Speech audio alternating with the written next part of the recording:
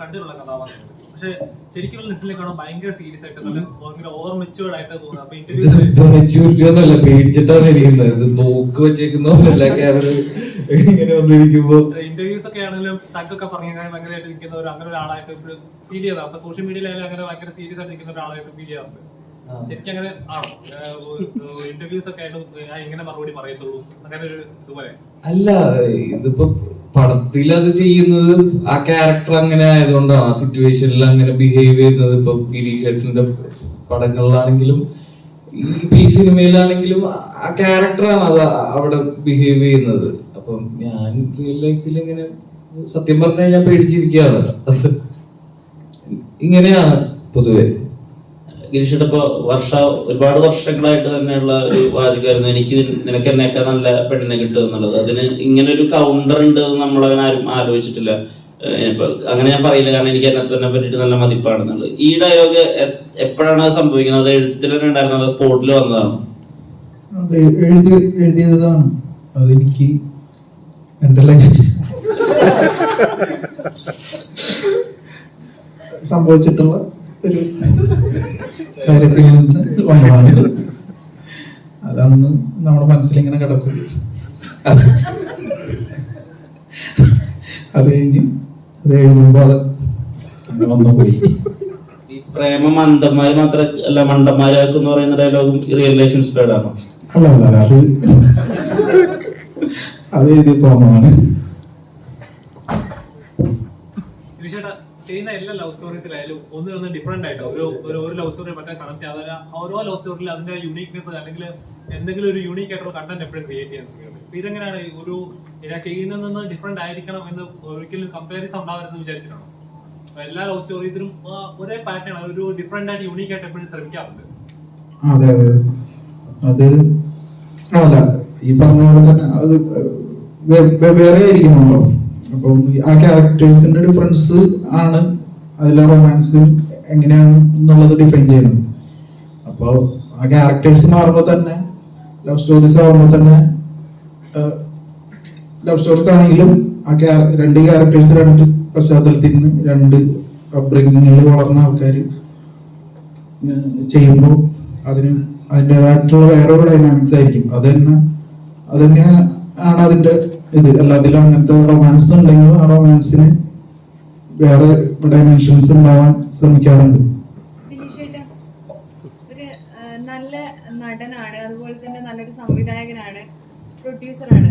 അപ്പോ ഇത് മൂന്നും ചെയ്യുമ്പോൾ ഒരു സിനിമ ഇറങ്ങുമ്പോൾ ഡയറക്ടറായിട്ട് നടനായിട്ട് പ്രൊഡ്യൂസറായിട്ട് ഒരു മൂവി ഇറങ്ങുമ്പോൾ കൂടുതൽ ടെൻഷൻ അടിക്കുന്നത് എപ്പോഴാണ്?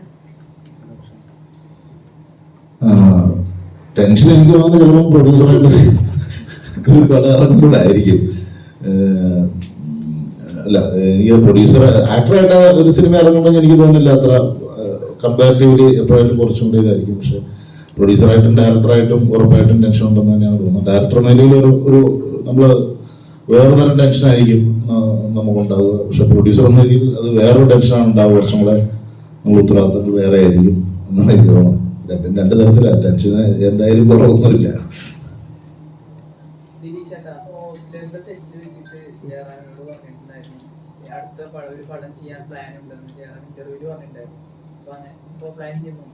അല്ല, അങ്ങനെ ഒരു പടം ചെയ്യാൻ പ്ലാൻ ഉണ്ടെന്നല്ല, ഒരു പടം ചെയ്യാൻ ആഗ്രഹം ഉണ്ടെന്നുള്ളതാണ് അത്രയുള്ളത്. അല്ല, ആഗ്രഹമില്ലാതെ ഉണ്ടാവുമോ? എന്തായാലും ആഗ്രഹം ഉണ്ടാവില്ലേ.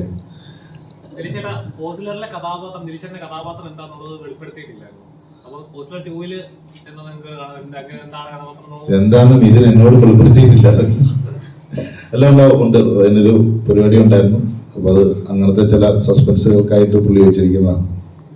തീർച്ചയായിട്ടും. ഇപ്പോൾ തങ്കത്തിന് ശേഷം ശാപുഷ്കരൻ എവിടെയാണെന്ന് എല്ലാവരും അന്വേഷിക്കുന്നു.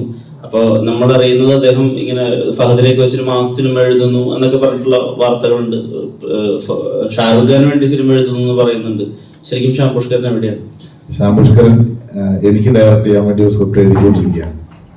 ആരായിരിക്കും അപ്പൊ നായകൻ? അത് തീരുമാനമായിട്ടില്ല. എന്തായിരിക്കും ജോണർ? അല്ല, അത് ഒന്നും പറയാനായിട്ടില്ല. വഴിയെ വരാം. എന്തായാലും താമസിക്കാതെ തന്നെ ഞങ്ങളുടെ ഒരു പടം ഉണ്ടാവും. ശ്യാം, ഇപ്പോ ഇത് ഈ സിനിമയുടെ ട്രെയിലറൊക്കെ കാണുമ്പോഴേ നമുക്ക് മനസ്സിലാവുന്നത് വളരെ പെർഫെക്റ്റ് ആയിട്ടുള്ള ഒരു മാന്യനായിട്ടുള്ള ഒരാള് എന്നൊക്കെയാണ് നമുക്ക് തോന്നുന്നത്. അപ്പൊ അങ്ങനെ നമ്മള് സിനിമയിൽ അങ്ങനെ കണ്ടിട്ടുള്ള ഈ നിറത്തില് ബോബനാലമ്മന്റെ ക്യാരക്ടറിനൊക്കെയാണ്. അപ്പൊ അതിന് അങ്ങനെ ഒരാൾ മാന്യനായിട്ട് കംപ്ലീറ്റ്ലി നിൽക്കുമ്പോൾ തന്നെ അതിലൊരു ക്വർക്കിനെസ് ഉണ്ടല്ലോ, ഒരു തമാശ ഉണ്ടല്ലോ, അത് പ്രേമല ഒരു ഹൈലൈറ്റ് ആയിരിക്കും. ആ ഒരു ക്യാരക്ടർ എനിക്ക് അധികം അതിനെപ്പറ്റി പറയാൻ പറ്റില്ല. ആദ്യം എന്ന് പറയുന്നൊരു അതിൽ പറയുന്ന പോലെ ഒരു IT പ്രൊഫഷണലാണ്, അയാള് വെൽ സെറ്റിൽഡ് ആണ്, ഒരു ജെന്റിൽമാൻ ആണെന്നൊക്കെ പറയുന്നുണ്ട്. പക്ഷെ അതിന്റെ ഒരു ചെറിയൊരു ഗ്ലാൻസിൽ നമ്മൾ ഒരു മിറർ ഷോട്ട് കാണുന്നുണ്ട്, പുള്ളി ഇങ്ങനെ ചാടിയിട്ട് പെട്ടെന്ന് നോർമൽ ആവുന്നത്. അപ്പൊ അതിലെവിടെയോ എന്തോ ഒരു സംഭവം അയാളുടെ റിയൽ ക്യാരക്ടർ ആയിരിക്കും മേ ബി അതിൽ ആ ഒരു ഷോട്ടിൽ റിവീൽ ആവുന്നത്.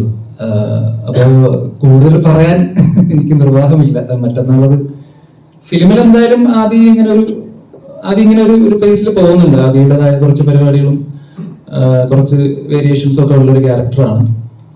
അത് പറഞ്ഞാല് ആ ഒരു പോയിന്റിൽ ട്രെയിലറിൽ തന്നെ പറയുന്നുണ്ടല്ലോ, അപ്പൊ സച്ചിൻ റീനുവിന്റെ പുറകെയാണ്.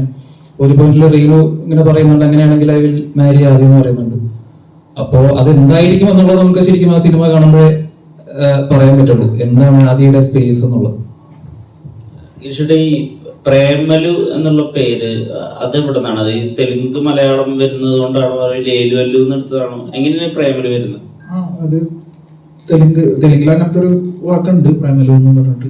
എന്ന് വെച്ചാൽ അതിന് റിയൽ ഇതിൽ സെൻസ് ഒന്നുമില്ല, പ്രേമങ്ങൾ എന്നാണ് അതിന്റെ ഇത്. പക്ഷെ മലയാളികൾ പണ്ട് തുടങ്ങി ഈ ലൂ വെച്ച് പറഞ്ഞു കഴിഞ്ഞാൽ തെലുങ്കാവും എന്നുള്ളൊരു ഇതിലാണല്ലോ തെലുങ്കിനെ നമ്മൾ അങ്ങനെയാണല്ലോ കാണുന്നത്. ഞാൻ അങ്ങനെയല്ല കണ്ടായിരുന്നെ സത്യം പറഞ്ഞാൽ. അപ്പോ അങ്ങനെ വന്ന ആൾക്കാർക്ക് അങ്ങനെ ഒരു ഹൈദരാബാദ് ടച്ച് കൊടുക്കാം എന്ന് കരുതിയിട്ട് വന്നൊരു പേരാണ് പ്രേമലു. ഗിരീഷേട്ടൻ ഇപ്പോ തെലുങ്കിൽ സിനിമ ചെയ്യുകയാണെങ്കിൽ ഇങ്ങനത്തെ ഒരു പാറ്റേണിൽ ഇതേ ഒരു എന്താ പറയാ, ഇപ്പൊ സിനിമയുടെ ഒരു സ്വഭാവം ഉണ്ടല്ലോ, വളരെ റിയലിസ്റ്റിക് ആയിട്ടാണ് നമ്മുടെ സിനിമ ഉണ്ടാകുന്നത്. പക്ഷെ അത് കൊമേഴ്ഷ്യൽ ആണ്, നമുക്ക് ശരി വരുന്ന സന്ദർഭങ്ങളും കൊമേഴ്ഷ്യൽ ആണ് ആ സിനിമ, പക്ഷെ റിയലിസ്റ്റിക് ഗ്രൗണ്ടഡ് ആണ്. അപ്പൊ ഈ തെലുങ്കിലൊക്കെ സിനിമ ആലോചിക്കുക എന്നൊക്കെ പറയുമ്പോൾ അവിടുത്തെ ഒരു സാമ്പ്രദായിക സിനിമ ഉണ്ടല്ലോ, 5 ഫൈറ്റും പൊടിപാറുന്ന ആക്ഷനും സ്ലോ മോഷനിൽ വരുന്ന നായികയും, അങ്ങനത്തെ സിനിമ ഗിരീഷേട്ടൻ ചെയ്യുമോ തെലുങ്കില്? ഇല്ല, അങ്ങനത്തെ ചെയ്യാൻ ഇപ്പൊ തെലുങ്കില് നമ്മുടെ പോലത്തെ മലയാളത്തിലൊക്കെ വരുന്ന പോലത്തെ സിനിമകൾക്ക് ഒരു സ്പേസ് ഉണ്ടെന്ന് എനിക്ക് തോന്നിയിട്ടുണ്ട്. തെലുങ്കിൽ അങ്ങനത്തെ പടങ്ങൾ ഉണ്ട്, വളരെ കുറച്ചുള്ളൂ. ചില ഇൻഡിപെൻഡന്റ് പടങ്ങൾ പോലെ വരുന്ന പടങ്ങളുള്ളൂ. അല്ലാതെ കുറച്ച് ഇത്തിരി കൊമേഴ്ഷ്യൽ വാല്യൂ എന്നാൽ കുറച്ചൊക്കെ നിലത്ത് വെക്കുന്ന തരത്തിലുള്ള പടങ്ങൾ ഇല്ല, ഞാൻ അങ്ങനെ കണ്ടിട്ടില്ല. അപ്പോൾ അങ്ങനത്തെ ഒരു സ്പേസ് തെലുങ്കിൽ ഉണ്ടെന്ന് എനിക്ക് തോന്നിയിട്ടുണ്ട്. ഞാനപ്പോ തെലുങ്കിൽ പടം ചെയ്യാൻ എനിക്ക് ആഗ്രഹമുണ്ട്. സത്യം പറഞ്ഞാൽ എനിക്ക് ആ ഭാഷ, ആ നാടൊക്കെ എനിക്ക് ഭയങ്കര ഇഷ്ടമാണ്.